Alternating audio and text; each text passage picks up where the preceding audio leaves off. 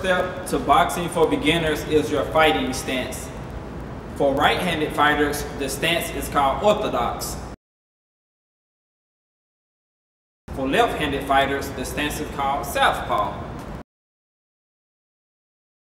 Now, today we're going to learn both. For right-handed fighters, your weak leg is up front. Your weak hand is up front, which is your left hand.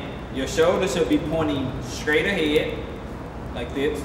Your rear leg, which is your power leg, should be in the rear, and your right hand should be touching your cheek, like this.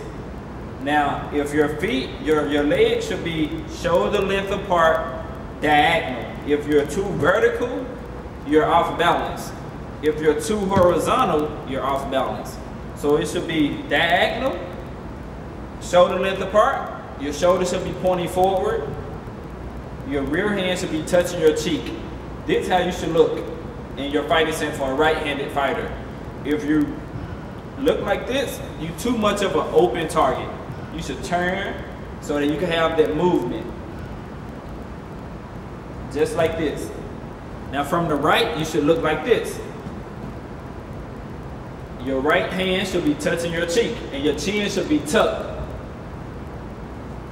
From the left, you should look like this. Make sure your shoulder, your chin is tucked behind your shoulder. You should look like this. And that is the stance for a right-handed fighter, which is the orthodox stance. For left-handed fighters, the stance is called southpaw.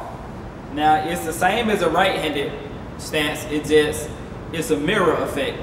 Your weak leg go up front, which is your right leg. Your weak hand go up front. Your shoulder should be pointing straight. Your power leg, which is your left leg, should be in the rear, and your power hand should be touching your cheek. Make sure your legs are shoulder length apart. If you're right behind each other, too vertical, you're off balance. If you're horizontal, you're off balance. So it should be slightly diagonal, shoulder length apart. Your left hand should be touching your cheek. Your right shoulder should be pointing forward, and your right hand should be up like this. Make sure you tuck your chin in, and this is how you should look as a left-handed fighter in a southpaw stance. This is how you should look from the right side. Make sure your chin is tucked behind your shoulder.